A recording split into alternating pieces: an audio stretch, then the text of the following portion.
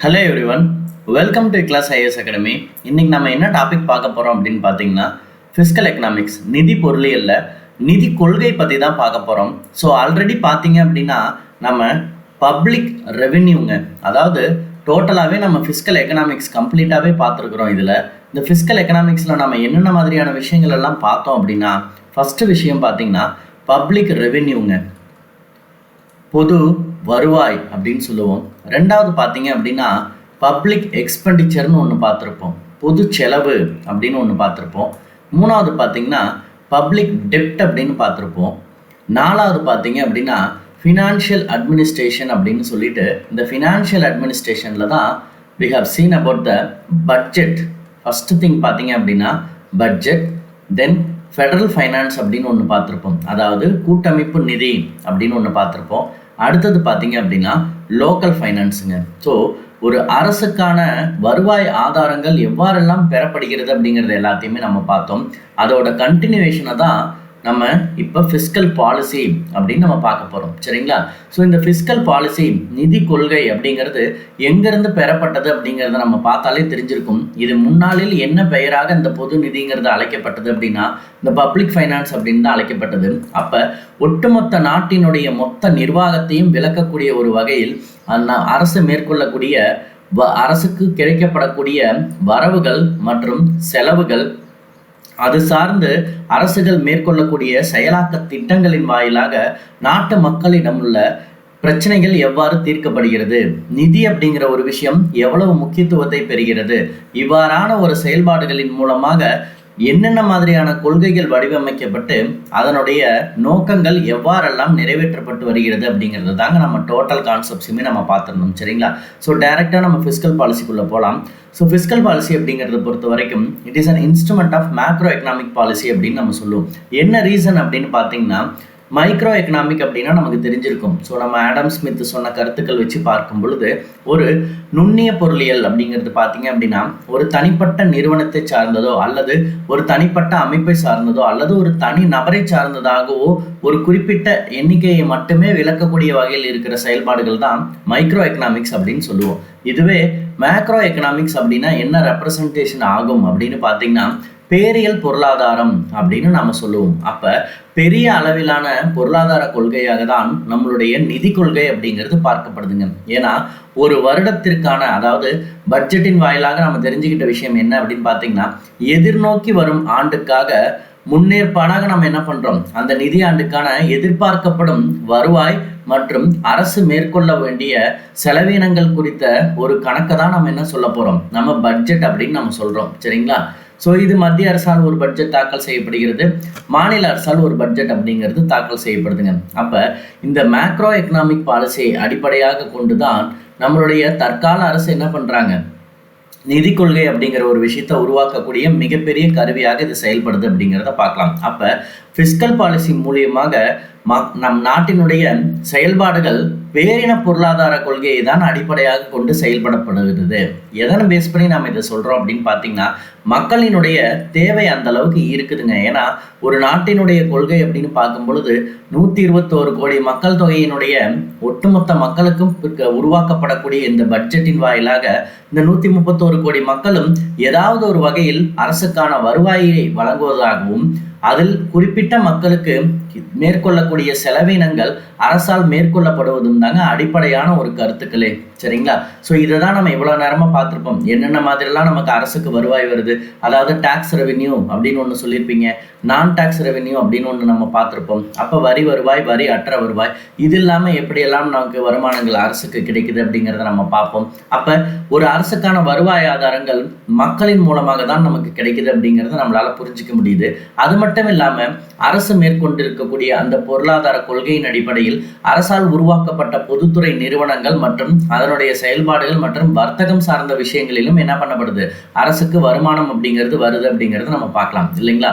So அவ்வாறு வரக்கூடிய வருமானங்கள் ஒட்டுமொத்த நாட்டிற்குமே என்ன பண்ணப்படுதுங்க, பகிர்ந்தளிக்கப்படக்கூடிய வகையில் தான் பட்ஜெட் அப்படிங்கிற ஒரு விஷயம் உருவாக்கப்படுது. அப்ப நாட்டு மக்களினுடைய தேவையை பூர்த்தி செய்யக்கூடிய வகையில் தான் நிதி திட்டங்கள் அப்படிங்கிறது வகுக்கப்படுதுங்க. அப்ப ஒவ்வொரு துறை, அரசு துறை சார்ந்து எல்லா துறைகளிடமிருந்தும் பெறப்பட்ட அறிக்கையின்படிதான் என்ன பண்ணப்படுது, ஒவ்வொரு ஆண்டும் பட்ஜெட் அப்படிங்கிறது உருவாக்கப்பட்டு அது சமர்ப்பிக்கப்பட்டு நடைமுறைப்படுத்தப்படுகிறது நிதி ஆணையத்தின் வாயிலாக. அப்ப இந்த வருவாய் அப்படிங்கிற ஒரு விஷயம் எதை சார்ந்ததாக இருக்குன்னா மக்களினுடைய பணமாக தான் கருதப்படும். இதுவே நமக்கு செலவினங்கள் அப்படிங்கிறது பார்த்தீங்கன்னா மக்களுக்கு ஆக வேண்டிய செலவுகள், மக்களுக்கு தாண்டி மக்களினுடைய பாதுகாப்பு, மக்களுக்கு தேவைப்படக்கூடிய சமூக கட்டமைப்பு, அது இல்லாமல் பொதுத்துறை நிறுவனங்களை உருவாக்குதல் மற்றும் உள்கட்டமைப்பை உருவாக்குதல்னு சொல்லிட்டு அரசினுடைய செலவுகள் அதிகரித்து கொண்டே தாங்க போகும். சரிங்களா? ஸோ இது எல்லாமே நம்ம பார்த்துருப்போம். இதை சரி செய்வதற்காக தான் என்ன பண்ணப்படுதுங்க, பொது கடன் அப்படிங்கிற ஒரு விஷயம் வாங்கப்படுதுங்க. அப்ப இது எல்லாத்தையும் மேனேஜ் பண்ணக்கூடியது யாரு அப்படின்னு கேட்டீங்கன்னா மினிஸ்ட்ரி ஆஃப் ஃபைனான்ஸ். அவங்க தான் நம்ம நிதி அமைச்சகம் அப்படின்னு நம்ம பார்த்தோம் இல்லைங்களா? அப்ப இவங்களினுடைய இந்த ஒட்டுமொத்த செயல்பாடுகளும் எதற்காக அடிப்படையாக உருவாக்கப்படுதுன்னா நம் நிதி கொள்கையை நிலைநிறுத்துவதற்காக தான். சரிங்களா? ஸோ இந்த நிதி கொள்கையை பொறுத்த வரைக்கும் இது ஒட்டுமொத்த பெரிய மக்களுக்கும் எல்லா மக்களுக்கும் பகிர்ந்தளிக்கப்படக்கூடிய ஒரு பட்ஜெட் திட்டமாக உருவாக்கப்படுவதால் இதை தான் நம்ம என்ன சொல்றோம், மேக்ரோ எக்கனாமிக் பாலிசிஸ் அப்படின்னு சொல்றோம். அப்ப தற்கால அரசுகளினுடைய பேரின பொருளாதார கொள்கை தான் நிதி கொள்கையினுடைய மிக முக்கிய கருவியாக உள்ளது அப்படிங்கிறத நம்ம பார்க்கலாம். சரிங்களா? அப்ப கீன்ஸினுடைய புதிய பொருளாதாரம் மற்றும் உலக பெருமந்தம் ஆகியவற்றால் நிதி கொள்கை முக்கியத்துவம் பெற்றதுங்க. நமக்கு நல்லாவே தெரிஞ்சிருக்கும், இயர் ஆஃப் கிரேட் டிப்ரெஷன் அப்படிங்கிறது உலக பெருமந்தம் அப்படிங்கிறது ஏற்பட்டப்ப ரஷ்யா மட்டும்தான் என்ன பண்ணுச்சு, அந்த உலக பெருமந்தத்துல இருந்து தப்பிச்சுக்கிட்டு. சரிங்களா? மற்ற நாடுகள் எல்லாமே அந்த உலக பெருமந்தத்துல மாட்டிக்கிட்டாங்க அப்படின்னு நம்மளால பார்க்க முடியும். ஸோ அந்த உலக பெருமந்தம் அப்படிங்கிற ஒரு விஷயம் நடைபெற்ற பொழுது ரஷ்யா எதன் அடிப்படையில் தப்பித்தது அப்படின்னு பார்த்தீங்கன்னா அவர்களினுடைய முறையான திட்டமிடுதலின் காரணமாக தான் ரஷ்யா என்னாச்சு, அந்த பாதிப்புகள்ல இருந்து தப்பிச்சுக்கிச்சு அப்படின்னு நம்ம பார்க்கலாம். அப்ப இதை தான் நம்ம பின்னால் என்ன பண்ணோம், இந்தியாவில் 5 ஆண்டு திட்டங்கள் அப்படிங்கிறத நடைமுறைப்படுத்துவதன் வாயிலாக ரஷ்யா தான் நமக்கு என்ன பண்ணது, ஒரு முன்மாதிரியாக செயல்பட்டது அப்படின்னு நம்ம பார்ப்போம். அப்ப இந்த உலக பெருமந்தம் ஏற்பட்டதற்கு பிறகுதான் ஜேஎம் கீன்ஸ் அவர்களால் என்ன பண்ணப்படுது அப்படின்னு பார்த்தீங்கன்னா மேக்ரோ எக்கனாமிக் பாலிசிஸ் அப்படின்னு சொல்லக்கூடிய ஒட்டுமொத்த நாட்டிற்குமான கொள்கை அல்லது ஒரு பெரிய எண்ணிக்கையிலான அளவை கொண்டு இருக்கக்கூடிய ஒரு பொருளாதார கொள்கை ஜேஎம் கீன்ஸ் அவர்களால் நமக்கு முன்மொழியப்படுதுங்க. இதன் அடிப்படையில் தான் இந்த general theory of employment, interest and மணின்னு சொல்லுவாங்க. ஸோ அதன் வாயிலாக அமெரிக்கா வந்து பார்த்தீங்க அப்படின்னா அந்த பொருளாதார கொள்கை, பேரியல் பொருளாதாரத்தை கொள்கையை நடைமுறைப்படுத்தியதன் பொழுது உலக பெருமந்தத்திலிருந்து வெகு விரைவில் மீண்டு வந்தது அப்படின்னு நம்மளால பார்க்க முடியுதுங்க. அப்ப உலக பெருமந்தத்தின் மூலமாக கீன்ஸினுடைய புதிய பொருளாதாரம் அது ஏற்படுத்திய ஒரு தாக்கம் தான் நிதி கொள்கை அப்படிங்கிற ஒரு விஷயம் எவ்வளவு முக்கியத்துவம் வாய்ந்தது அப்படிங்கிறது நமக்கு தெரியப்படுத்தப்பட்டதுங்க. சரிங்களா? ஸோ அடுத்தது பார்த்தீங்கன்னா ஃபிஸ்கல் இன்ஸ்ட்ருமெண்ட்ஸுங்க. இந்த ஃபிஸ்கல் இன்ஸ்ட்ருமெண்ட்ஸ் அப்படிங்கிறது எதன் அடிப்படையில் இந்த நிதி கொள்கை அப்படிங்கிறது செயல்படுத்தப்படுகிறது அப்படிங்கிறத நம்ம பார்க்கணும். ஸோ நம்ம ஏற்கனவே சொன்னது தான் அரசினுடைய செலவுகள், அரசு விதிக்கக்கூடிய வரி மற்றும் அரசு பெறக்கூடிய கடன்கள், இந்த 3 விஷயங்களை சார்ந்துதான் ஒரு நிதி கொள்கையினுடைய கருவிகள் அப்படிங்கிறத நம்ம பார்க்கலாம். அப்ப நிதி கொள்கையை உருவாக்கணும் அப்படின்னா இதுல முதல் விஷயம் என்ன அப்படின்னு பார்த்தீங்கன்னா பப்ளிக் எக்ஸ்பெண்டிச்சருங்க. ஸோ மக்களுக்கு எவ்வளவு செலவினங்களை அரசு மேற்கொள்ள திட்டமிடப்பட்டுள்ளது. இப்போ எக்ஸாம்பிள் பார்த்தீங்கன்னா நம்ம பட்ஜெட் வாசிக்கும் போது பார்த்திருந்தோம்னா சுகாதாரத்துறைக்கென்று 5000 கோடி ரூபாய் ஒதுக்கப்படுகிறது, விவசாயத்துறைக்கென்று 10,000 கோடி ரூபாய் ஒதுக்கப்படுகிறது அப்படின்ட்டு குரோர் கணக்கில் 1000 crores நமக்கு என்ன பண்ணுவாங்க, பட்ஜெட் தாக்கல் செய்வது. ஏன் இவ்வளவு அமௌண்ட்ஸ் வருது அப்படின்னு பார்த்தீங்கன்னா இவ்வளவுமே மக்களினுடைய வரி பணமாக அரசுக்கு செலுத்தப்பட்டிருக்குது. சரிங்களா? அப்ப இது ஒட்டுமொத்த தொகையுமே எல்லா மாநிலங்களுக்குமே பகிர்ந்தளிக்கக்கூடிய வகையில் தான் இந்த பட்ஜெட் அப்படிங்கிறது தாக்கல் செய்யப்படுது. சரிங்களா?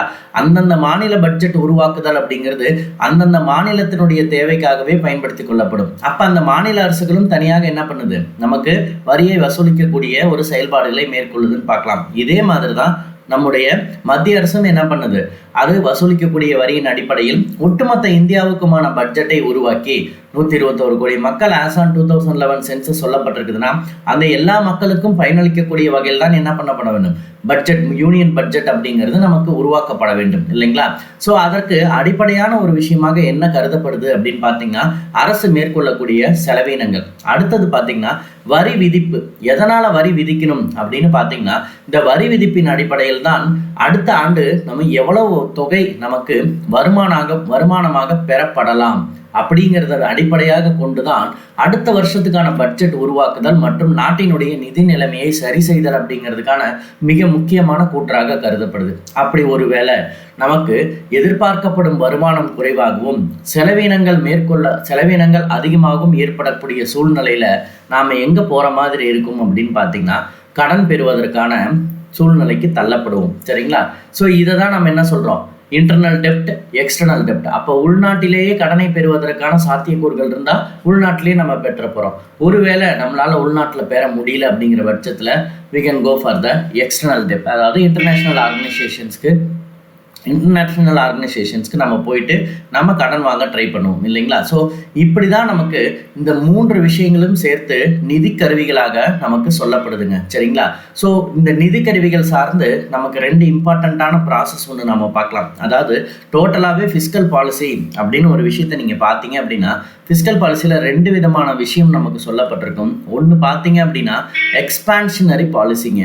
இந்த எக்ஸ்பான்ஷனரி பாலிசி அப்படிங்கிறது எதை சொல்லும் அப்படின்னு பார்த்தீங்கன்னா, இந்த மாதிரி பாலிசிஸ் ஃபாலோ பண்ணும் பொழுது கவர்மெண்ட்டினுடைய ஸ்பெண்டிங், அதாவது அரசு மேற்கொள்ளக்கூடிய செலவீனம் அப்படிங்கிறது பார்த்தீங்கன்னா உயர்ந்தும் டாக்ஸஸ் மூலியமாக வரக்கூடிய வருமானம் குறைந்தும் காணப்படும். இது எக்ஸ்பான்ஷனரி பாலிசி, அதாவது விரிவுபடுத்தப்பட்ட கொள்கை அப்படின்னு சொல்லுவோம். இதுவே கான்ட்ராக்டினரி பாலிசி அப்படின்னா என்ன அப்படின்னு பார்த்தீங்கன்னா, இந்த மாதிரியான பாலிசிஸ் ஜென்ரேட் பண்ணும் பொழுது நமக்கு அரசினுடைய செலவுகள் மிக குறைவாகவும் வரி அப்படிங்கிற ஒரு விஷயம் அதிகப்படியாகவும் நமக்கு வசூலிக்கப்படக்கூடிய சூழ்நிலைகள் உருவாக்கப்படும். அப்போ இந்த இரண்டையுமே நம்ம என்ன சொல்லலாம் அப்படின்னு பார்த்தீங்கன்னா நிதி கொள்கையினுடைய வகைகள் மற்றும் அதனுடைய நோக்கங்கள் அப்படின்னு பார்க்கலாம். அப்போ எப்போ நம்ம எக்ஸ்பான்ஷனரி பாலிசி யூஸ் பண்ணுறோம், எப்போ நம்ம கான்ட்ராக்ஷனரி பாலிசி யூஸ் பண்ணுறோம் அப்படிங்கிறது ரொம்ப முக்கியமானது. அதில் இந்த 3 விஷயங்களையும் சேர்த்து தான் நம்ம என்ன பண்ண போகிறோம், நம்மளுடைய ஒட்டுமொத்த நிதி கொள்கையுமே வடிவமைக்கப்படுங்க. சரிங்களா? ஸோ ஃபர்ஸ்ட் விஷயம் பார்த்தீங்கன்னா டாக்ஸேஷன். ஸோ நம்ம முதல்ல சொன்னது தான் 3 மிக முக்கியமான விஷயங்கள் என்ன அப்படின்னு பார்த்தீங்கன்னா government expenditure, taxation and borrowing. அதாவது அரசினுடைய செலவுகள், அரசு செலவு செய்வதற்காக திட்டமிடப்பட்டது. அடுத்தது வரி விதிப்பு, எவ்வாறு வரி அப்படிங்கிறத நம்ம விதிக்க போகிறோம். 3வது பார்த்தீங்க அப்படின்னா கடன் பெறுதல். ஸோ இப்போ பார்த்தீங்கன்னா தெரியும், ஃபர்ஸ்ட் டாக்ஸேஷன் பார்க்கலாம். டாக்ஸேஷன் அப்படிங்கிறத பொறுத்த வரைக்கும் taxes transfer income from the people to the government. அதாவது வரிகள் மக்களிடமிருந்து வருமானத்தை அரசிற்கு மாட்டுகிறது. அப்போ இந்திய மக்கள் எல்லா நிலைகளிலுமே என்ன பண்ணிட்டு இருக்கிறாங்க, தங்களுக்கு வரி பணம் அப்படிங்கிற ஒரு விஷயத்த இந்திய அரசுக்கு செலுத்தி கொண்டே தான் இருக்கிறார்கள் அப்படின்னு நம்மளால பார்க்க முடியுது. சரிங்களா? அப்போ இந்திய அரசுக்காக இருந்தாலும் சரி, அது அந்தந்த குறிப்பிட்ட மாநில அரசுக்காக இருந்தாலும் சரி, அதிகப்படியான மக்கள் மறைமுக வரியின் மூலமாக என்ன பண்ணுறாங்க, நிறைய பணத்தை கொடுத்துக்கிட்டு இருக்கிறாங்கன்னு பார்க்கலாம். இதில் நாம் செலுத்தக்கூடிய வரி சில சமயங்களில் நேர்முகமாகவோ அல்லது மறைமுகமாகவோ இருக்கும். இந்த நேர்முக வரியை பொறுத்த வரைக்கும் நம்ம டைரக்ட் டாக்ஸ்ன்னு சொல்கிறதுல பெஸ்ட் எக்ஸாம்பிளாக நம்ம என்ன சொல்லுவோம் அப்படின்னு பார்த்தீங்கன்னா இன்கம் டேக்ஸை சொல்லிடுவோம். அதாவது வருமான வரி அப்படிங்கிறத நம்ம சொல்லிடுவோம். சரிங்களா? அப்போ இந்த வருமான வரி அப்படிங்கிறது ஒவ்வொரு வருடமுமே ஒரு குறிப்பிட்ட வரம்பை தாண்டும் பொழுது நாம் என்ன பண்ண போகிறோம், பெறப்பட்ட தொகையில் மேற்கொள்ளப்பட்ட செலவினங்களை கணக்கில் கொண்டு ஒரு குறிப்பிட்ட விகிதத்தை தாண்டும் பொழுது, சரிங்களா, ஒரு குறிப்பிட்ட அளவினை தாண்டும் பொழுது அந்த இடத்துல தான் நம்ம என்ன எலிஜிபிள் ஆகிறோம், we have to pay the income tax directly to the central government அப்படின்னு நம்ம பார்ப்போம். இந்த இன்கம் டேக்ஸ் அப்படிங்கிறது எக்காரணத்தை கொண்டு மாநில அரசுக்கு வராது அப்படிங்கிறதும் உங்களுக்கு தெரிஞ்சிருக்கும். சரிங்களா? ஸோ அப்போ வரிகள் அப்படிங்கிறது நேர்முகமாகவோ மறைமுகமாகவோ கண்டிப்பாக இருக்கும் அப்படிங்கிறத நம்ம பார்க்கலாம். அப்போ வரி அதிகரிப்பு அப்படிங்கிறது செலவிடத்தக்க வருமானத்தை கண்டிப்பாக என்ன பண்ணும், குறைக்கும் அப்படிங்கிறதுல எந்த விதமான மாற்றமுமே கிடையாது. ஏன்னா நாம் செலுத்திய தொகை போக மீதம் இருக்கக்கூடிய வருமானத்தை தான் நம்ம என்ன சொல்ல போகிறோம், டிஸ்போசபிள் இன்கம் அப்படின்னு சொல்லுவோம். அப்போ டாக்ஸ் இன்க்ரீஸ் ஆகுது அப்படிங்கிற பட்சத்தில் நம்முடைய வருமானம் என்ன ஆகும், குறையும். ஸோ இது என்ன மாதிரி டாக்ஸ் அப்படிங்கிறது ரொம்ப முக்கியம். சரிங்களா? ஸோ இப்போ இன்டைரக்ட் டாக்ஸில் தான் நமக்கு இந்தியாவுக்கு அதிகப்படியான டாக்ஸஸ் கலெக்ஷன் ஆகிட்டு இருக்கும் அப்படின்னு நம்ம பார்க்கலாம். ஏன்னா டைரக்ட் டாக்ஸ் பேயர் அப்படிங்கிறவங்க ரொம்ப கம்மியாக தான் இருப்பாங்க. ஆனால் இன்டைரக்ட் டாக்ஸ் அப்படிங்கிறது மூலயமா ஒரு சாதாரண மக்கள்ல இருந்து பெரிய பணக்காரர்கள் வரைக்குமே என்ன பண்ணுவாங்க, இந்த மறைமுக வரியால் அவர்கள் பணத்தை என்ன பண்ணுவாங்க, அரசுக்கு செலுத்தி கொண்டே இருப்பாங்க அப்படிங்கிறது தான் உண்மை. சரிங்களா? ஸோ வரி அதிகரிப்பு அப்படிங்கிறது பார்த்தீங்கன்னா செலவிடத்தக்க வருமானத்தை கண்டிப்பாக என்ன பண்ணும், குறைக்கும் அப்படிங்கிறத பார்க்கலாம். அப்போ இதன் மூலியமாக என்ன பண்ண முடியும், நமக்கு பணவீக்கத்தை கட்டுப்படுத்த வரியை அதிகப்படுத்த வேண்டும். அப்போ இன்ஃப்ளேஷனுங்கிற ஒரு விஷயம் நமக்கு ஏற்படாமல் இருக்கணும் அப்படின்னா, அதாவது பணவீக்கம் அப்படிங்கிற ஒரு விஷயம் நமக்கு ஏற்படாமல் இருக்கணும் அப்படின்னா கண்டிப்பாக அந்த இடத்துல என்ன பண்ணணும், நமக்கு டாக்ஸஸ் வந்து அதிகப்படுத்தி தான் காமிச்சாகணும். அப்போ பணப்புழக்கம், அதாவது பணவீக்கம் அதிகரித்தால், இப்போ ஸ்ரீலங்காவில் அந்த இஷ்யூஸ் தானே ஸ்டார்ட் ஆனிச்சு. மக்களிடம் பெரிய பெரிய பணங்கள், அதிகப்படியான பணங்கள் இருந்த காரணத்தினால பொருட்களினுடைய விலையும் உயர ஆரம்பிச்சது. அதாவது இதை நம்ம சீப் மணி பாலிசி அப்படின்னு சொல்லுவாங்க. பணத்திற்கான மதிப்புகள் குறைந்து போகிற நிலை அப்படின்னு நம்ம சொல்லலாம். சரிங்களா? அப்போ இன்ஃப்ளேஷன் ஏற்படாமல் நாம் எப்படி கட்டுப்படுத்த முடியும் அப்படின்னு பார்த்தீங்கன்னா பை இன்க்ரீஸிங் த டாக்ஸஸ்ங்க. சரியா? இதுவே டிப்ரெஷன் டைம், மந்த காலத்தில் இருக்குது அப்படிங்கிற பட்சத்தில், மக்களிடம் பணம் இல்லை அப்படிங்கிற பட்சத்தில், அந்த டைம் நம்ம என்ன பண்ண போகிறோம், they are going to reduce the taxes. So to controlling the inflation, taxation plays an important role அப்படிங்கிறத நம்ம புரிஞ்சுக்கணும். சரிங்களா? ஸோ ரெண்டாவது பார்த்தீங்க அப்படின்னா பப்ளிக் எக்ஸ்பெண்டிச்சருங்க, அதாவது பொது செலவு. அதாவது இந்த பொது செலவு அப்படிங்கிறது எதை சொல்லும் அப்படின்னு பார்த்தீங்கன்னா பணியாளர்களினுடைய கூலிகள். நமக்கு நல்லாவே தெரிஞ்சிருக்கும். இப்போ ரீசெண்ட் டைம்ஸ்ல இருந்து நம்ம கிட்டத்தட்ட இந்த ஒரு 10 இயர்ஸ் நீங்கள் பார்த்துருந்தீங்கன்னா தெரிஞ்சிருக்கும், எல்லா இடங்கள்லையுமே பொருட்களினுடைய விலையும் அதிகரித்திருக்குது. அதே மாதிரி வேலை ஆட்களினுடைய சம்பளமும் அதிகரித்திருக்குது. அதாவது வேஜஸ்ன்னு நம்ம சொல்லலாம். சரிங்களா? அப்படின்னா 200 ரூபாய்க்கு ஒரு நாள் ஃபுல்லாக ஒரு கட்டிட தொழிலாளி வேலை செய்வார். இப்போ அதே தொழிலாளிக்கு மினிமம் 800 ரூபாயிலிருந்து 1000 ரூபாய் வந்துருச்சு. அப்போ என்ன அதிகரிச்சிருக்குது அப்படின்னு பார்த்தீங்கன்னா பணியாளர்களினுடைய கூலி மற்றும் சம்பளங்கள் அதிகரிக்குதுங்க. சரிங்களா? இந்த மாதிரி அதிகரிக்கும் பொழுது பண்டங்கள் மற்றும் பணிகளுக்கான மொத்த தேவையும் உயர்கிறது. என்ன ரீசன் வருதுன்னு புரியுதுங்களா? Increasing of prices of the essential goods அப்படிங்கிறது எதன் அடிப்படையாக கொண்டது அப்படின்னு பார்த்தீங்கன்னா நாம் பெறக்கூடிய சம்பள தொகையை பொறுத்தது. அப்போ நாம் சம்பளத்தை அதிகமாக பெற்றோமானால் நம்மிடம் பணம் அதிகமாக வரும். அப்போ கண்டிப்பாக என்ன நடக்கும், அந்த பொருட்களினுடைய தேவைகள் அதிகமாகும் பொழுது அது டிமாண்ட்ஸை கிரியேட் பண்ணிடுச்சு அப்படின்னா அந்த பொருளினுடைய விலை அப்படிங்கிறது உயருங்க. சரியா? ஸோ இந்த மாதிரியான ஒரு சூழ்நிலைகள் எல்லாம் பொதுச்செலவு பின்னிறக்கம் மற்றும் பணவீக்கத்தை கட்டுப்படுத்த உதவுகிறது. அப்போ பப்ளிக் எக்ஸ்பெண்டிச்சரில் இந்த மாதிரியான ஒரு விஷயங்கள் நமக்கு எதெல்லாம் சொல்லுது அப்படின்னு பார்த்தீங்கன்னா ரிசெஷனை கண்ட்ரோல் பண்ணுறதுக்காகவும் பணவீக்கத்தை கண்ட்ரோல் பண்ணுறதுக்காகவும் என்ன பண்ணுது, அதாவது recession raised to fight recession, அதாவது மக்களிடம் பணம் இல்லாத ஒரு சூழ்நிலையை உயர்த்தி கொடுப்பதற்காகவும் மக்களிடம் பணவீக்கம் பெருசா போகாம கண்ட்ரோல் பண்றதும் எதை சார்ந்ததாக இருக்குது, நம்மளுடைய பப்ளிக் எக்ஸ்பெண்டிச்சர் சார்ந்ததாக இருக்குது அப்படிங்கிறத நம்ம பார்க்கலாம். சரிங்களா? மூணாவது பொது கடன். ஸோ நம்ம இதை ஏற்கனவே தேவையான அளவுக்கு பார்த்துட்டோம். அரசு கடன் மூலம் என்ன பண்ணுதுங்க, பொதுமக்களிடமிருந்து அரசிற்கு பணத்தை மாற்றம் செய்கிறது. எதன் அடிப்படையில் நாம் ஏற்கனவே பார்த்தோம், பத்திரங்களின் வாயிலாக அரசு என்ன பண்ணும், பணங்களை மக்களிடம் பெற்றுக்கொண்டு டாக்குமெண்டேஷனை மட்டும் கொடுத்துட்டு ஒரு குறிப்பிட்ட கால இடைவெளிக்கு அந்த தொகையினை கொண்டு என்ன பண்ணும், செலவினங்களை மேற்கொள்ள ட்ரை பண்ணும். சரிங்களா? ஸோ வருமானம் குறைவு ஆனால் செலவு அதிகம் அப்படிங்கிற சூழ்நிலையில தான் நம்ம எங்க போற மாதிரி இருக்கும், கடன் அப்படிங்கிற ஒரு விஷயத்தை நோக்கி போற மாதிரி இருக்கும். அப்ப இந்த மாதிரியான சூழ்நிலையில அரசு என்ன ட்ரை பண்ணணும்னு கேட்டீங்கன்னா இன்டர்னல் டெப்ட், அதாவது உள்நாட்டுக்குள்ளேயே கடன் பெறுவதற்கான முயற்சிகளை மேற்கொள்ளும். சரிங்களா? இதை ஏன்னா வெளிநாடுகளிலிருந்து நாம் கடன் பெறுவதற்கான சாத்தியக்கூறுகள் நமக்கு இருந்தாலுமே அதனுடைய வட்டி விகிதம் எப்படி இருக்கும், நாம் திரும்ப செலுத்துவதற்கான முறைகள் எப்படிலாம் இருக்கும், நம்மால் அதை செலுத்த முடியுமா அப்படிங்கிறத நமக்கு பல பிரச்சனைகள் வரும். ஆனால் இன்டர்னல் டெப்ட், நம்ம உள்நாட்டுக்குள்ளேயே பெறக்கூடிய கடன்கள் அப்படின்னு பார்க்கும் பொழுது அதை நம்ம என்ன பண்ணலாம், நம்ம மக்களுக்கு கொஞ்ச நாளில் நம்ம திரும்ப கொடுக்க முடியும் அப்படிங்கிற ஒரு கட்டாயத்தின் அடிப்படையில் நம்ம என்ன பண்ணிடலாம், கண்டிப்பாக கொடுத்துட முடியுங்க. அப்போ அரசு கடன் மூலம் மக்களிடமிருந்து என்ன பண்ணப்படுதுங்க, பணத்தை மாற்றம் செய்ய முயற்சிகளை மேற்கொள்கிறது. அதற்கு பின்னாடி என்ன பண்ணிடுது, வட்டியோடு அந்த பணத்தை திரும்பவும் என்ன பண்ணிடுது, மக்களுக்கு வட்டியோடு செலுத்தப்பட்டு விடுகிறது. இதனாலதான் அரசிடமிருந்து பணம் மக்களுக்கு மாற்றப்படுகிறது. அப்ப இதை சிம்பிளா சொல்லணும் அப்படின்னா நாம டெபாசிட்னு சொல்லலாம், சேவிங்ஸ்னும் நம்ம சொல்லலாம்.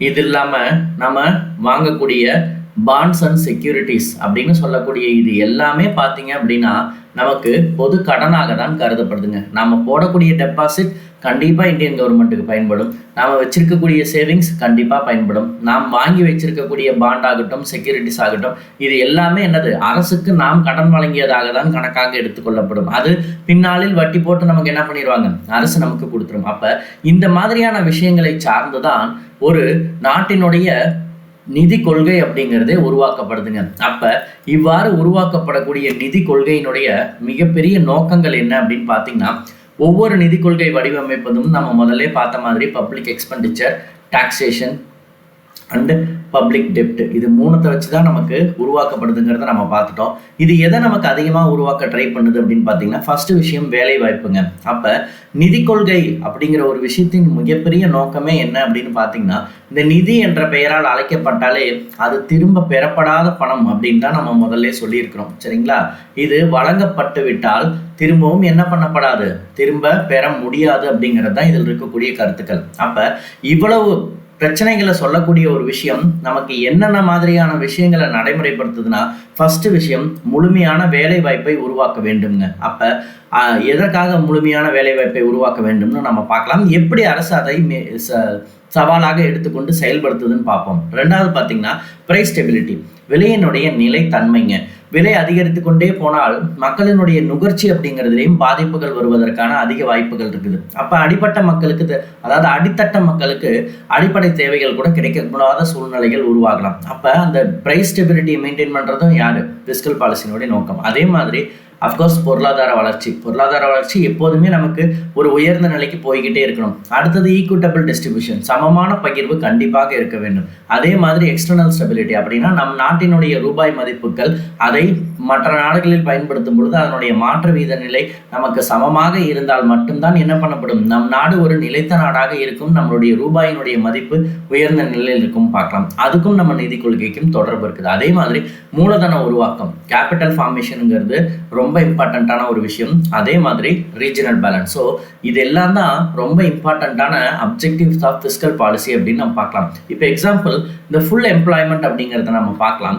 இந்த ஃபுல் எம்ப்ளாய்மெண்ட் அப்படிங்கிறது எல்லா நாடுகளுக்குமே ஒரு பொதுவான ஒரு விஷயமா கருதப்படுங்க. அது வளர்ந்த நாடாக இருந்தாலும் சரி, வளர்ந்து கொண்டிருக்கக்கூடிய நாடாக இருந்தாலும் சரி, இந்த ஃபுல் எம்ப்ளாய்மெண்ட், ஏன்னா அன்எம்ப்ளாய்மெண்ட்டுங்கிறது ஒரு மிகப்பெரிய எக்கனாமிக்கல் இஷ்யூஸாக தான் பார்க்கப்படுது இல்லைங்களா? அப்போ அந்த அன்எம்ப்ளாய்மெண்ட்டை நம்ம எப்படி சரி செய்யணும் அப்படின்னா, using the fiscal policy we have to create the more employment opportunities. சரிங்களா? அப்போ எப்படி நம்ம இந்த எம்ப்ளாய்மெண்ட் ஆப்பர்ச்சுனிட்டிஸை கிரியேட் பண்ணலாம் அப்படின்னு பார்த்தீங்கன்னா, அதற்காக தான் சமூக செயல்பாடுகளின் அடிப்படையில் நமக்கு வேலை வாய்ப்பை உருவாக்குவதற்காக பல முயற்சிகள் மேற்கொள்ளப்பட்டு வருதுங்க. இதில் எக்ஸாம்பிளாக பார்த்தீங்க அப்படின்னா இந்த MGNREGS, அதாவது Mahatma Gandhi national rural employment guarantee ஸ்கீம்ங்க. ரொம்ப சிம்பிளாக தமிழில் மகாத்மா காந்தி தேசிய ஊரக வேலைவாய்ப்பு திட்டம்னு சொன்னால் புரியும். சிலருக்கு 100 நாள் வேலைவாய்ப்பு திட்டம் அப்படின்னு சொன்னால் நல்லா புரியும் இல்லைங்களா? ஸோ 100 நாள் வேலை அப்படின்னு சொல்லிட்டு நம் கிராமத்தில் உள்ள மக்கள் எல்லாம் என்ன பண்ணுறாங்க, அன்றாடம் அவங்கள காலையில் கிளம்பி போயிட்டு அந்த வேலைகளெல்லாம் செஞ்சு முடிச்சுட்டு கிராமத்தினுடைய மேம்பாட்டிற்காக இந்த வேலைகள் செய்யப்படுது. அப்போ நீர்நிலைகளை மீட்டெடுத்தல், அந்த இட வசதிகளை மேற்கொள்ளுதல், ஸோ எல்லா மாதிரியான வேலைகளுமே கிராமங்களிலே நடைபெறுது. அப்போ இந்த மாதிரியான ஒரு விஷயத்திற்கு அரசு என்ன பண்ணுது, நிதி ஒதுக்கி தருது. அப்போ நிதி ஒதுக்கி தருது அப்படிங்கிறத தாண்டி மக்களுக்கு வேலை வாய்ப்பு உருவாக்கப்படுதுங்க இல்லைங்களா? ஸோ அப்போ அந்த மக்கள் என்ன யோசிப்பாங்க, நமக்கான வேலை வாய்ப்பை யாரோ நமக்கு எங்கே போய் நம்ம வேலை தேடுறது அப்படிங்கிறது கிராமங்களில் இருக்கக்கூடிய ஒரு மிகப்பெரிய பிரச்சனை. ஆனால் அரசு என்ன பண்ணியிருக்குது, அரசு செலவாக இதை நினைத்து கொள்ளாமல் மக்களுக்கு வழங்கப்படக்கூடிய வேலைகளின் வாயிலாக மக்களினுடைய வாழ்வாதாரம் எந்த நிலையும் பாதிக்கப்படாத வகையில் வேலை வாய்ப்பினை என்ன பண்றாங்க, நமக்கு உருவாக்கி தராங்க. அப்ப இந்த மாதிரியான வேலை வாய்ப்பை உருவாக்கி தருதல் அப்படிங்கிறது தாங்க இந்திய அரசினுடைய மிக முக்கியமான பணியே. சரிங்களா? ரெண்டாவது பாருங்க, price stability. So price stability பொறுத்த வரைக்கும் விலை நிலையற்ற தன்மை அப்படிங்கிறது மொத்த தேவை மற்றும் அளிப்புகளுக்கிடையே சமமின்மையை ஏற்படுத்தும். அப்போ பொருட்களுக்கான தேவை எப்போதுமே அதிகரித்தால் கண்டிப்பாக என்னாகும், பணவீக்கம் அப்படிங்கிறது ஏற்படுங்க. அப்போ பொது செலவு அப்படிங்கிறதன் மூலமாக உண்மை உற்பத்தியை அதிகரித்து தேவையும் அளவுக்கு அதிகமாக அதிகரித்தால் பொது செலவை குறைப்பதன் மூலம் இதை தவிர்க்க முடியும். இவ்வளவுதாங்க ஷார்ட் மெஷர்ஸ். சரிங்களா? எக்ஸஸ் டிமாண்ட் வந்து பார்த்தீங்க அப்படின்னா நமக்கு ஏற்படுது அப்படிங்கிற பட்சத்தில் அது ஒரு ரியல் அவுட்புட்டாக நமக்கு மாறுனுச்சு அப்படின்னா நம்மளால் என்ன பண்ணிட முடியும்? பொது செலவு அப்படிங்கிறத கட் பண்ணிட முடியும். சரிங்களா? ஸோ அப்போ இந்த விலை நிலையற்ற தன்மை அப்படிங்கிறது எப்போதுமே இருக்கக்கூடாதுங்க. சரியா? அப்போ அது ஏற்படாமல் யார் பார்த்துக்கணும் அப்படின்னு பார்த்தீங்கன்னா நம்ம அரசு தான் அதை பார்த்துக்கணும். சரிங்களா? எப்போதுமே பொருட்களுக்கான தேவை அதிகரிப்பதால் பணவீக்கம் கண்டிப்பாக என்ன பண்ணும்? ஏற்படும். அப்போ பொருட்களுக்கான தேவை அதிகரிக்காம அரசு என்ன பண்ணிக்கணும்? நமக்கு மெயின்டைன் பண்ணிக்கணும். இப்போ எக்ஸாம்பிள் பாகிஸ்தான்ல இருந்து வெங்காயம் வர வேணாம் அப்படின்னு நம்ம சொல்லிட்டோம். சொன்ன உடனே என்ன ஆயிடுச்சு? மோடி அவர்கள் சொன்ன உடனே இங்கே 50 ரூபாய்க்கு வாங்கிட்டு இருந்த வெங்காயம் நாம 200 ரூபாய் கொடுத்து வாங்க வேண்டிய சூழ்நிலைக்கு நம்ம தள்ளப்பட்டோம் இல்லைங்களா? அப்போ அதே 1 கிலோ வெங்காயம் தான் 50 ரூபாய்க்கு வாங்கின காலம் போய் 200 ரூபாய்க்கு வாங்குறோம். திரும்பவும் வேறு நாடுகளில் இருந்து வெங்காயம் வருவதற்கு நாட்கள் அதிகமானவுடன் அப்பொருளினுடைய பயன்பாடு குறைஞ்சிடும் இந்த டைம்ல. சரிங்களா? குறைஞ்சிருச்சு அப்படிங்கிற பட்சத்தில் அதை பேலன்ஸ் பண்ணக்கூடிய பொருளாக இருந்தால் நம்ம குறைச்சிக்கலாம்.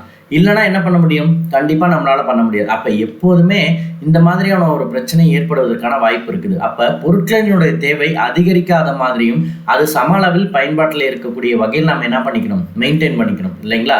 அப்போ இதுதான் ரொம்ப முக்கியமானது. சரிங்களா? ஸோ அப்போ நம்மளால என்ன பண்ண முடியும்? ஈஸியாக நம்மளுடைய பொது செலவை வந்து குறைப்பதன் மூலம் என்ன பண்ணலாம்? இதை தவிர்க்க முடியும் அப்படின்னு பார்க்கலாம். சரிங்களா? அது மட்டும் இல்லாமல் taxation of the income. So தேவைக்கு மேல் உள்ள தேவையை வரி விதிப்பின் மூலமாக நாம் என்ன பண்ணியிருக்கிறோம்? நம்ம வரியை உயர்த்துவதால் என்ன பண்ணிட முடியும்? நம்ம இது ஏற்கனவே பார்த்த விஷயம்தான். சரிங்களா? தனிநபரினுடைய செலவு செய்வதை என்ன பண்ணலாம்? நம்மளால குறைச்சிட முடியும். சரிங்களா? அது மட்டும் இல்லாமல் வரி குறைப்பு மற்றும் பொது செலவு மூலமாக மந்தத்தையும் நம்மளால என்ன பண்ண முடியும்? எதிர்கொள்ள முடியும். சரிங்களா? ஸோ மந்த காலத்தில் அரசு செலவை அதிகரித்து வரி விதிப்பை என்ன பண்ணும்? குறைத்து கொள்ளும். அப்போ இது நம்ம ஏற்கனவே பார்த்தது தான். சரிங்களா? அடுத்தது பொருளாதார வளர்ச்சிங்க. அஃப்கோர்ஸ் ஒரு நாட்டினுடைய பொருளாதார கொள்கை வடிவமைத்தல் அப்படிங்கிறதுல நாட்டினுடைய பொருளாதார வளர்ச்சி தான் மிக முக்கியமான பங்களிப்பை பெறுகிறது. அப்போ இதன் மூலமாக தான் பொருளாதார வளர்ச்சியின் அடிப்படையில் தான் பிற நாடுகளினுடைய மூலதனம் அல்லது முதலீடுங்கிறது நமக்கு அதிகரிக்கப்படும். சரிங்களா? அப்போ ஒரு நாட்டினுடைய உற்பத்தி அப்படிங்கிறது எவ்வளவு முக்கியத்துவம் வாய்ந்தது அப்படின்னு நம்மளோட ஆடம் ஸ்மித் சொல்லியிருக்கிறார். சரிங்களா? இதன் வாயிலாக தான் டிவிஷன் ஆஃப் லேபர் அப்படிங்கிற கான்செப்டின் மூலமாக நம்மால் உற்பத்தியை அதிகப்படுத்த முடியும் அப்படிங்கிற ஒரு விஷயத்தையும் சொல்லியிருப்பாரு. இதுதான் அடிப்படையான பொருளாதாரம் அப்படிங்கிறதையும் சொல்லியிருப்பாரு. அப்போ இந்த மாதிரியான விஷயங்கள்லாம் நம்ம கொடுக்கும் பொழுது நமக்கு என்ன ஆகும் அப்படின்னு பார்த்தீங்கன்னா நாட்டினுடைய பொருளாதார வளர்ச்சியும் அதிகரிக்கும். அதே சமயத்தில் நாட்டின் பிற நாடுகளில் இருந்து முதலீடுகளும் நமக்கு அதிகமாக கிடைக்கும். இதன் மூலியமாக வேலை வாய்ப்புகளையும் நம்மளால என்ன பண்ண முடியும்? உருவாக்க முடியும். அதன் மூலியமாக தான் வறுமை அப்படிங்கிற ஒரு விஷயத்தை நம்மளால போக்க முடியுங்க. சரிங்களா? அதே மாதிரி வரி விடுமுறை மற்றும் வரி தள்ளுபடிகள் புதிய தொழிற்சாலைகள் மூலம் முதலீட்டை தூண்டுகிறதுங்க. சில சமயங்களில் அரசு என்ன பண்ணுவாங்க? அந்த வரி மீதான சில கட்டுப்பாடுகளை தளர்த்தும் பொழுது புதிய புதிய நிறுவனங்கள் மற்றும் தொழிற்சாலைகள் உருவாவதற்கு ஊக்கம் அளிக்கப்படுகிறது அப்படிங்கிறத நம்மளால பார்க்கலாம். சரிங்களா? ஸோ அதே தான் நமக்கு பப்ளிக் செக்டார் இன்வெஸ்ட்மெண்ட்ஸ் பார்க்கும் பொழுது பொதுத்துறை முதலீடுகள் அதிகரிக்கப்படும் பொழுது தனியார் துறையினால் நிரப்பப்பட முடியாத இடைவெளியை நிரப்புகிறது. சரிங்களா? அப்போ சில தருணங்களில் பிரைவேட் செக்டார்ஸால் என்ன பண்ண முடியாது? அந்த கான்ட்ரிபியூஷன்ஸை கொடுக்க முடியல அப்படிங்கிற பட்சத்தில் பொதுத்துறை முதலீடுகள் என்ன பண்ணப்படுது? அதிகமாக்கப்படுது. அப்போ பேலன்ஸ் ஆகுது இல்லைங்களா? ஸோ அப்போ இந்த மாதிரி தான் வரிகள் மற்றும் வளங்களை திரட்டுவதால் பற்றாக்குறை ஏற்பட்டால் அரசு உள்நாட்டு மற்றும் அயல்நாட்டு கடன் மூலம் வளர்ச்சி திட்டங்களுக்கு நிதியளிக்கும். ஸோ இதை வந்து நம்ம டாக்ஸேஷன் டெப்ட்னு நம்ம சொல்றோம். சரியா? அப்ப அரசு ஒரு விஷயத்த பண்ணணும்னு நினைச்சு முடிவு பண்ணிடுச்சு. பட் அந்த இடத்துல நமக்கு என்ன பண்ணப்படுது? ஏதாவது பண தேவையை பூர்த்தி செய்ய முடியல அப்படிங்கிற பட்சத்துல இன்டர்னலாகவோ எக்ஸ்டர்னலாகவோ என்ன பண்ணப்படுது? அந்த கடன்களை பெற்று திட்டங்களுக்கான மேம்பாடுகளை மேற்கொள்கிறது அப்படிங்கிறத நம்ம பார்க்கலாம். அதே மாதிரி சமமான பகிர்வுங்க. இங்கே வளர்வீத முறை, அதாவது ப்ராக்ரெசிவ் ரேட்ஸ் அப்படிங்கிறது டாக்ஸேஷனில் ரொம்ப முக்கியமானதாக ஒன்று கருதப்படுது. இதன் வாயிலாக பணக்காரர் மற்றும் ஏழை ஆகியோருடைய இடைவெளி குறைக்க உதவுகிறதுங்க. அப்போ டைரக்ட் டாக்ஸ் வேணா பணக்காரர்கள்ங்கிறதுக்கு ரெப்ரசன்ட் பண்ணுற மாதிரி இருக்கும். ஆனால் இன்டைரக்ட் டாக்ஸ் பார்த்தீங்க அப்படின்னா எல்லாத்துக்குமே ஒரே மாதிரியான டாக்ஸ் தாங்க. 10 ரூபாய்க்கு ஒரு பொருளை வாங்கும் பொழுது அதுக்கு 5% டாக்ஸ் போட்டால் 5% சிஜிஎஸ்டி, 5% எஸ்ஜிஎஸ்டினா இதை ஒரு பணக்காரன் வாங்கினாலும் இந்த கான்செப்ட் தான், ஒரு ஏழை வாங்கினாலும் இதே கான்செப்ட் தான். சரிங்களா? ஸோ அப்போ இந்த வளர்வீதத்தில் பொதுச்செலவு அதிகரிப்பதனால என்ன நடக்கும்னு கேட்டிங்கன்னா, நலத்திட்டங்களாகிய இலவச கல்வி நம்மளால் கொடுக்க முடியும், பள்ளி குழந்தைகளுக்கான கல்வி மற்றும் மதிய உணவு மற்றும் மானியங்கள் மற்றும் ஏழை மக்களினுடைய வாழ்க்கை தரத்தை மேம்படுத்துதல் அப்படிங்கிறது இந்த ஈக்குவிட்டபிள் டிஸ்ட்ரிபியூஷன்லாம் நம்மளால் நடைமுறைப்படுத்தப்படுதுங்க. அதுதான் நான் முதல்ல சொல்லியிருப்பேன், இன்டைரக்ட் டாக்ஸ் மூலியமாக மட்டும்தான் எல்லா மக்களும் சமமாக பார்க்கவும் படுகிறார்கள். ஆனால் இதை பற்றின புரிதெல்லாம் மக்கள்கிட்ட இருக்காதுங்க, சரியா? ஏன்னா இன்டைரக்ட் டாக்ஸுங்கிறது தான் மிகப்பெரிய ஒரு விஷயமா நாட்டினுடைய பணத்தை அதிகரிக்குது, நாட்டு அரசினுடைய வருமானத்தை அதிகப்படுத்துதுங்கிறது நிறைய பேருக்கு தெரியாது, சரிங்களா? ஸோ அடுத்தது பார்த்தீங்கன்னா எக்ஸ்சேஞ்ச் ஸ்டெபிலிட்டிங்க. ஸோ நாணய மாற்று வீத சமநிலை அப்படின்னு பார்ப்போம். ஸோ இதன் வாயிலாக நாணய மாற்று வீதம் அப்படிங்கிறதுக்கு நகர்விற்கு ஏற்பட்ட பன்னாட்டு வாணிபத்தின் ஏற்ற இறக்கங்கள் ஏற்படுகிறது. அப்போ இந்த ஃப்ளக்சுவேஷன்ஸ் இருக்கும் பார்த்தீங்களா இன்டர்நேஷ்னல் ரேட்டில், அப்போ அந்த எக்ஸ்சேஞ்ச் ரேட்டில் வந்து பார்த்தீங்கன்னா சில சேஞ்சஸ் நடக்கிறதுக்கான வாய்ப்புகள் இருக்குது, சரிங்களா? ஸோ அந்த மாதிரி டைமில் நமக்கு என்ன நடக்கும்னு கேட்டிங்கன்னா, வரி சலுகைகள் மற்றும் உதவித்தொகை வழங்குவதன் மூலம் நம்மளால் என்ன பண்ணிட முடியும், ஏற்றுமதியை அதிகரிக்க முடியும். அப்போ இன்டர்நேஷ்னல் மார்க்கெட்டில் நம்மளோட ப்ராடக்ட்ஸ் வெளில போகணும் அப்படின்னா அதற்கு நம்ம போடக்கூடிய டாக்ஸஸினுடைய தன்மையை நம்ம குறைச்சோம் அப்படிங்கிற பட்சத்தில், அல்லது நம்ம ஏதாவது சப்சிடிஸ் மாதிரியான விஷயங்களை கொடுக்கப்படும் பொழுது அந்த இம்போர்ட்ஸ் அப்படிங்கிறது உயர்ந்த நிலைக்கு செல்லும் அப்படிங்கிறத பார்க்கலாம். அப்போ இது அந்த நாட்டிலிருந்து இங்கு வரக்கூடிய பொருள், இங்கிருந்து அங்கே போகக்கூடிய பொருள்னு அந்த எக்ஸ்சேஞ்ச் ஸ்டெபிலிட்டியை மெயின்டைன் பண்ணுறதுக்கு நமக்கு சப்போர்ட் பண்ணும் அப்படிங்கிறத பார்க்கலாம், சரிங்களா? ஸோ இப்போ அதை தான் நம்ம எப்படி சொல்லலாம்னா கஸ்டம்ஸ் டியூட்டி. அப்போ இம்போர்ட்ஸ் பண்ணக்கூடிய கஸ்டம்ஸ் டியூட்டி, அதே மாதிரி இம்போர்ட் பில். ஸோ அத்தியாவசியமற்ற பொருட்களுக்கு சுங்க வரி விதிப்பதன் மூலம் இறக்குமதி செலவை குறைக்கிறது, சரிங்களா? இதுவே நம்ம கச்சா பொருட்கள் மற்றும் இயந்திரங்களுக்கான இறக்குமதி வரியை குறைப்பதன் மூலம் செலவை குறைத்து ஏற்றுமதியில் நிறுவனங்கள் போட்டியிட உதவுகிறது, சரிங்களா? அப்போ எந்த இடத்துல வரியை விதிக்கிறோம், எந்த இடத்துல வரியை ஏற்றுமதி வரி வந்து அதிகப்படுத்துகிறோம் அப்படிங்கிறத பொறுத்து தான் நம்முடைய அந்த நாணய மற்றும் வீத சமநிலை அப்படிங்கிறது ஏற்படும். அப்போ அத்தியாவசியமற்ற பொருள்னா நம்ம அதுக்கு என்ன பண்ணணும், கண்டிப்பாக இறக்குமதி செலவு குறையும் மாதிரி நம்ம என்ன பண்ணணும், அதை வரி விதிக்கப்பட வேண்டும். இதுவே நமக்கு கச்சா பொருட்கள் மற்றும் இயந்திரங்கள் அப்படின்னு பார்க்கும் பொழுது அதற்கான வரியை குறைத்தால் தான் நமக்கு என்ன பண்ணப்படும், ஏற்றுமதி நிறுவனங்கள் போட்டியிடும், அதன் வாயிலாக தான் என்ன பண்ணப்படும், எக்ஸ்போர்ட் அப்படிங்கிறது அதிகரிக்கும், சரிங்களா? அடுத்தது மூலதன உருவாக்கம்ங்க. இதுதான் நான் முதல்ல சொன்ன மாதிரி it is essential for rapid economic development. அப்போ விரிவான பொருளாதார வளர்ச்சிக்கு மூலதன திரட்சி மிக முக்கியமானதுங்க, சரிங்களா? ஸோ எப்போதுமே வரிச்சுமை குறைப்பானது செலவிடத்தக்க வருமானத்தை அதிகரிக்கும் அப்படின்னு பார்க்கலாம் மற்றும் சேமிப்பு மூலம் திரட்சியை ஏற்படுத்துகிறது. அப்ப அரசானது மின்சாரம், போக்குவரத்து போன்ற அடிப்படை துறைகளில் செலவிடும் பொழுது அது தனியார் முதலீட்டை தூண்டுகிறதுங்க. அப்ப இந்த மூலதன உருவாக்கம் அப்படிங்கிறதுல அரசு எதிலெல்லாம் தன்னுடைய டாக்ஸஸினுடைய ரிலீஃப் கொடுக்குது, அதன் மூலியமாக மக்களுக்கிடம் எவ்வாறு பணம் அதிகரிக்கிறது, அது மாற்று வழியில் அரசினுடைய செலவினங்களை குறைப்பதற்கோ அல்லது மாற்று வழியில் அரசினுடைய வருவாயை பெருக்குவதற்காகவோ அல்லது அரசினுடைய செலவினங்கள் குறைவதற்காகவோ ஏதாவது ஒரு மாற்று ஏற்பாடுகள் வருமா அப்படிங்கிறது தான் நம்ம கேபிட்டல் ஃபார்மேஷன் அப்படின்னு நம்ம சொல்லுவோம்.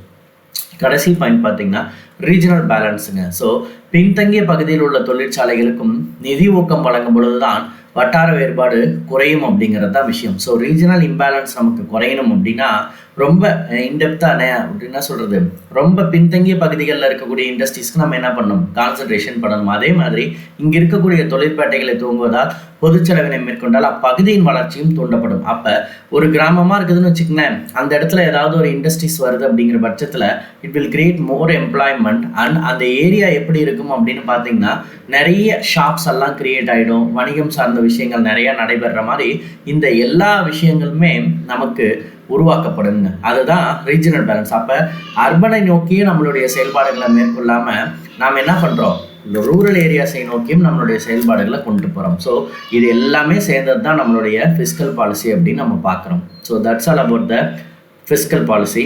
தேங்க்யூ.